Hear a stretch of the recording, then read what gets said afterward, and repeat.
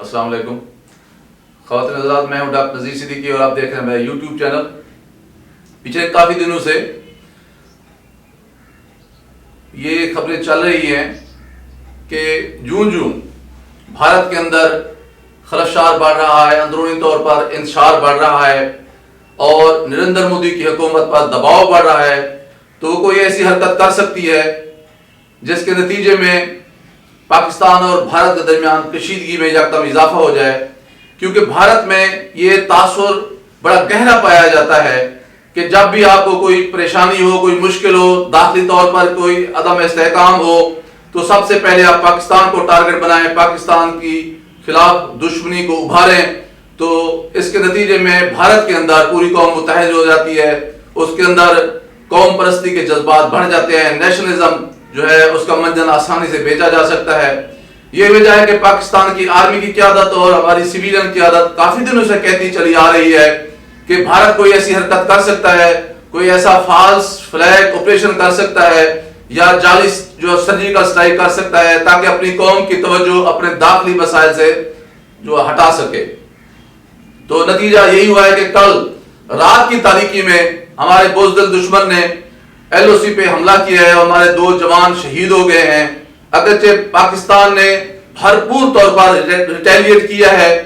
اور کافی سارے بھارتی فوجی جہنم حاصل کیے ہیں، بہت سارے زخمی بھی ہیں اور کافی ساری بھارتی پراپرٹیز کو نقصان بھی پہنچا ہے،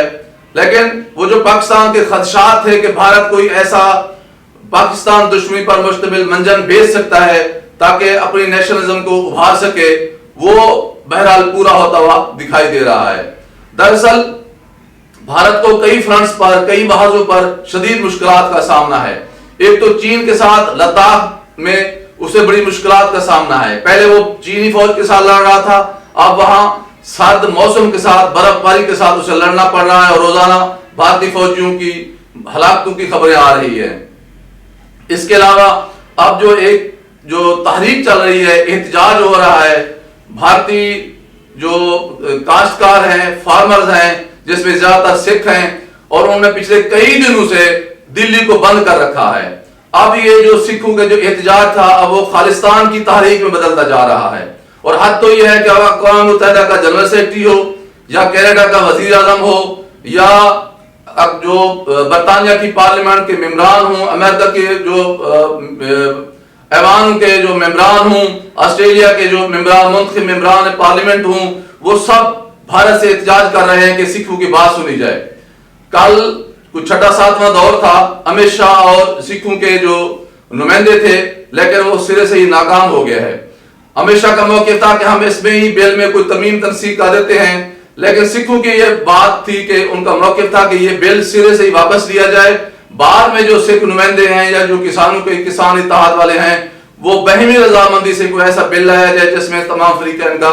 کنسنسس شامل ہو، لیکن اس پہ بات نہیں بنی، تو پھر یہ جو مذاکرات ہمیں ٹوٹلی طور پر ناکامی سے دوچار ہو گئے ہیں۔ اسی جو ہے نا ماحول میں بھارتی chief of army staff Saudi Arab, U A E, Bahrain اور دیگر عرب ممالک کا بھی دورہ کر رہے ہیں اور پھر بعد میں وہ اسرائیل بھی جانے والے ہیں، تو بھارت کے دماغ پہ وہ خمار بھی چڑھا ہوا ہے۔ تو یہ ساری چیزیں مل ملا کے اب بھارت کو اس لائن پہ ڈال رہی ہیں کہ وہ کسی نہ کسی طرح اپنی قوم کا جو اس کا مورال ڈاؤن ہوا ہے، روز جو ہے وہاں کورونا کی وجہ سے لوگ مر رہے ہیں، معیشت اس کی ڈواڈول ہے،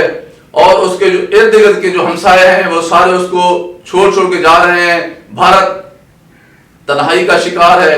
تو لے دے کے اس کے پاس ایک ہی بہانہ بنتا ہے، ایک ہی چارہ رہ جاتا ہے کہ وہ پاکستان کے اوپر کسی نہ کسی طرح جعلی جو حملے کرے اور اپنی قوم کو توجہ اس کی جو ہے وہ پاکستان کی طرف لے کے آئے۔ بہرحال پاکستان نے بھرپور طور پر اس کا جواب دیا ہے اور اسے سمجھ آ گئی ہے کہ پاکستان کو نشانہ بنانا اتنا آسان نہیں ہے۔ تو میں سمجھتا ہوں کہ پاکستان کی قیادت جو اندازہ لگا رہی تھی ہماری ملٹری قیادت، وہ صحیح ثابت ہوا ہے۔ اسی دوران پاکستان اور چین کی جو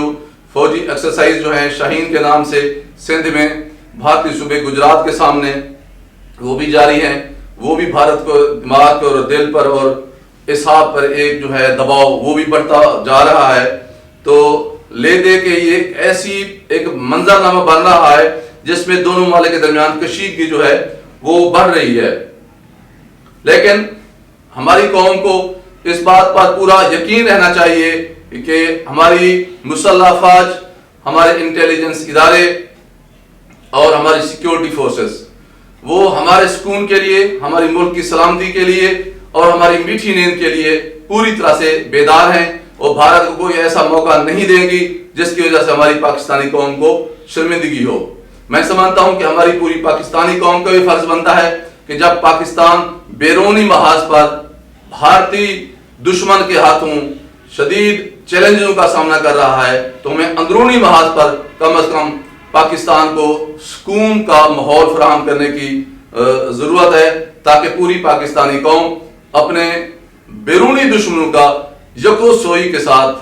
مقابلہ کر سکے. خواتین حضرات، آپ سے گزارش ہے کہ میرے YouTube channel doctor Nazir Siddiqui کو سبسکرائب فرمائیں، اس ویڈیو کو زیادہ سے زیادہ شیئر کریں اور گھنٹی کے بٹن کو ضرور دبائیں. اپنا خیال رکھیے، اپنے اڑوس پڑوس اور اپنے خاندان کا خیال رکھیے، اور سب سے زیادہ میرے پیارے پاکستان کا خیال رکھیے جو ہماری شناخت ہے،